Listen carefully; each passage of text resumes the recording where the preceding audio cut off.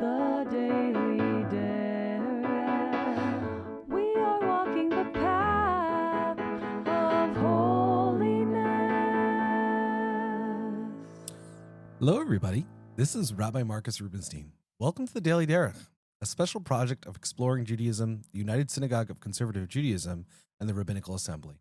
Today is the third day after Shabbat Kodesh, the 27th of Nisan, 5786, corresponding in the secular calendar to Tuesday, April 14th, 2026. We will read Parashat Tazria Metzora this coming Shabbat, and it is the 12th day of the Omer. Let's begin.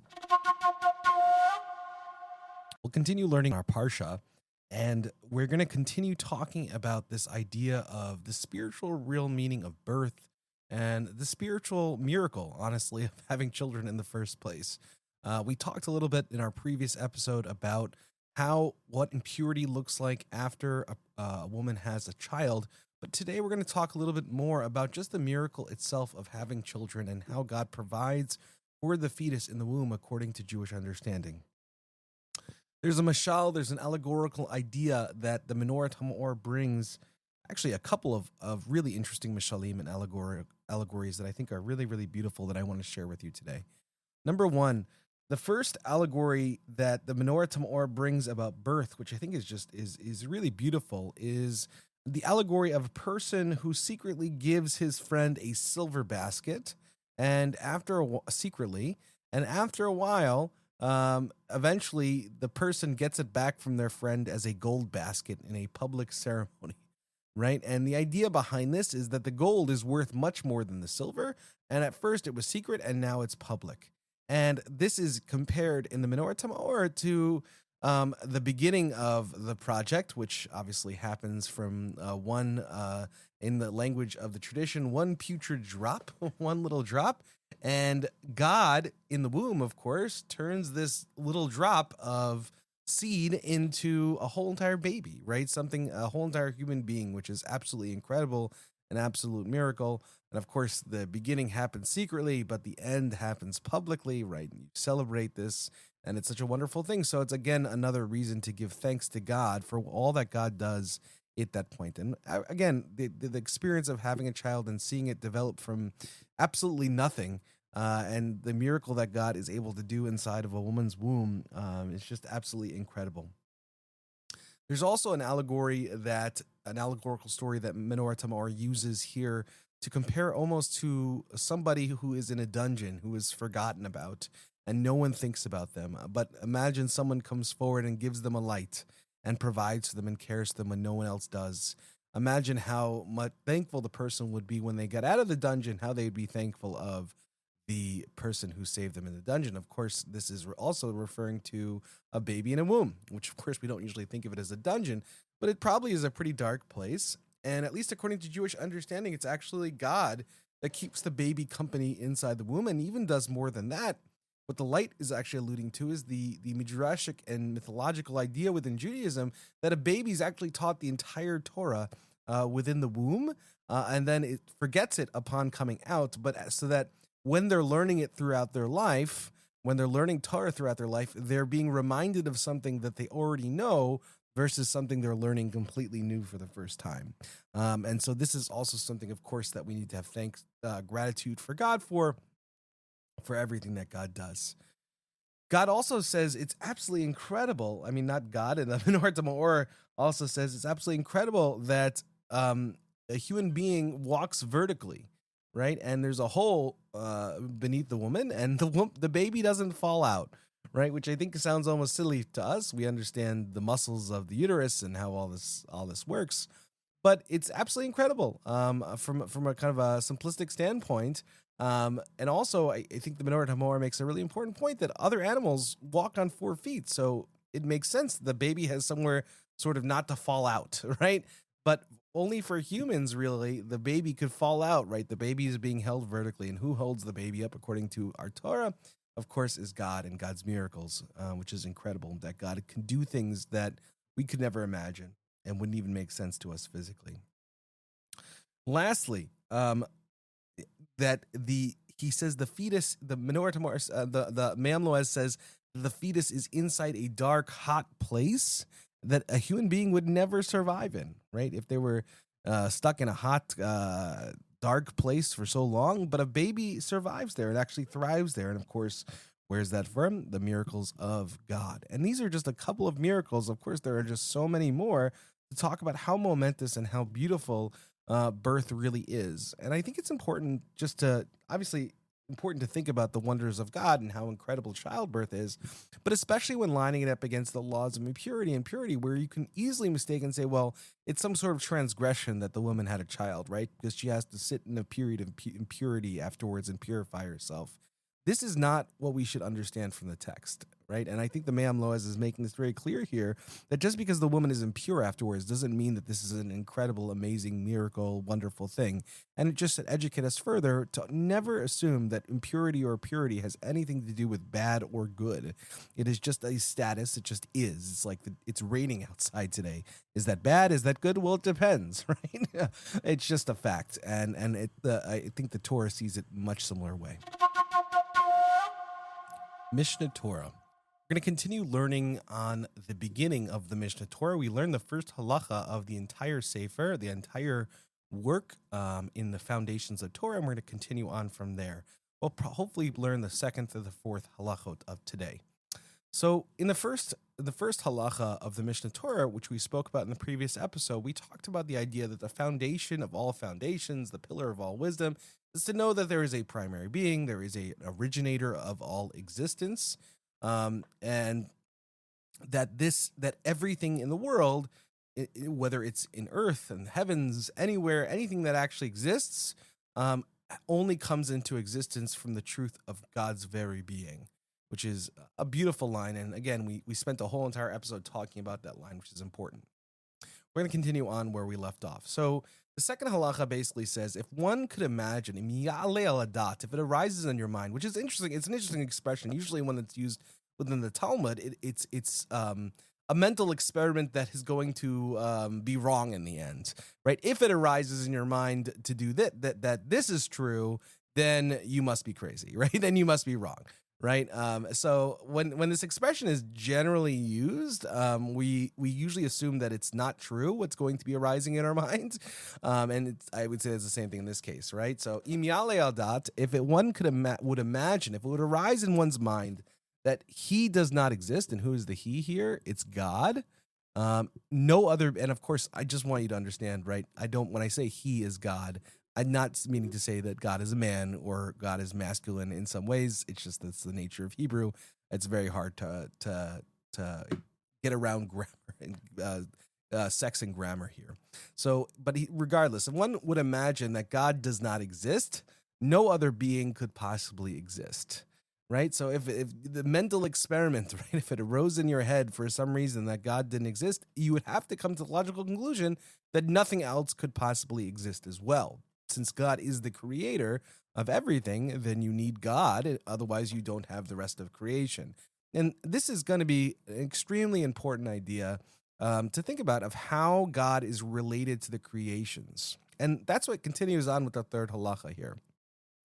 Another mental experiment. Im yale al dat, if it would arise in one's mind that none of the entities aside from him exist, he alone would continue to exist, and the nullification of their existence would not nullify his existence, because all the other entities require him, and he, blessed be he, does not require them nor any of them. Right? So what it's saying here is that God does not require creation for God's existence. And I think this can be confusing sometimes because Jewish philosophy and Jewish texts, and even in the beginning, I think one can intuit this to say that for God to be what truly God is, God needs to have a creation, right? And what do we mean by this? Right? If we're going to call God Lord, or we're going to call God compassionate or God good, none of those things actually exist unless God is doing it and able to be good to something else. So for God to exist and to have God's identity, right, creation has to exist. But the existence itself, the fact that God exists, will not change, right? God's character may change because, well, God's not able to manifest that in the world to anyone without a creation, but God will still exist in concept. And that's exactly what's being talked about here, that God is not reliant upon creation for God's very existence. Now, importantly enough, and I don't know if the Rambam is fully saying this here, God is reliant on creation to fulfill and to manifest what God truly is in actuality within time, but not to exist in God's self. Very important. And I do this all the time. I think about this all the time. That really, if it weren't for God, number one, and this is halakha too, right? If it wasn't for God, if God somehow ceased to exist, we would also cease to exist. And I tend to think of God more like, and I don't know if Rambam's thinking this way, maybe I'm influenced a little bit by Kabbalah here, but the idea that if God is like a power plant and we are like the light bulb. So if as light or as shining as the light bulb looks, if the power plant gets cut off from the light bulb, right, then the light bulb will turn off, right? And it's the same thing with human bodies, right? Or it's the same thing with all of creation, right? When it's cut off from God, it will cease to exist no matter how beautiful or strong it looks before. But we shouldn't assume from that, therefore, that somehow God is in the same way, has the same relationship and dependent upon us. That's not the truth. We are fully dependent on God, and God is fully independent, right? And has no dependence. And in that philosophical understanding is where we get to the fourth halacha, where Jeremiah says in chapter 10, verse 10, and God your Lord is true. He alone is true, meaning, according to Rambam, he alone is true and no other entity possesses truth that compares to his truth. What is meant by this? How is God more true than everything else? What they mean here, and at least the way he's understanding Jeremiah here from a philosophical perspective, is that God is uniquely true because God is not dependent upon anything else. Everything else in the world is dependent upon God. So it's only true as long as God exists.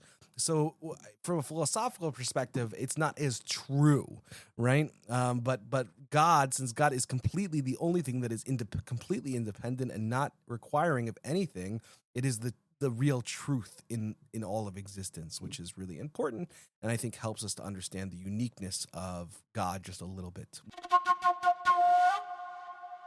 Menorat HaMaor. We'll continue on learning the introduction of Menorat HaMaor.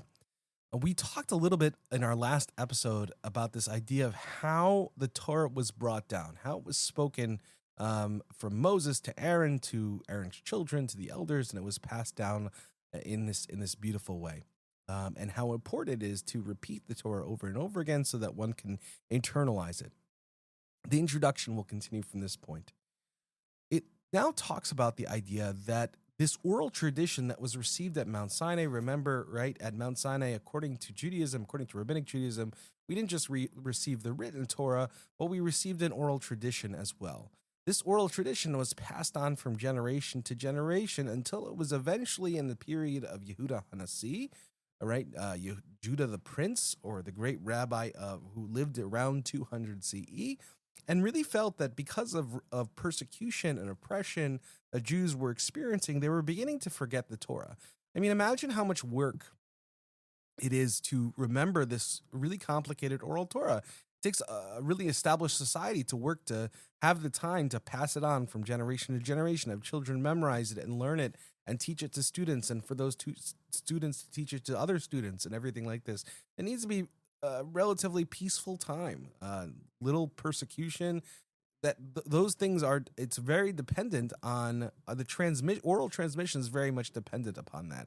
And it's for that reason that Rabbi Yehuda Nasi truly did something that was incredible, which was write down the Mishnah, right? He wrote down the general categories of the Oral Torah in first a document called the Mishnah, which was redacted around 200 CE.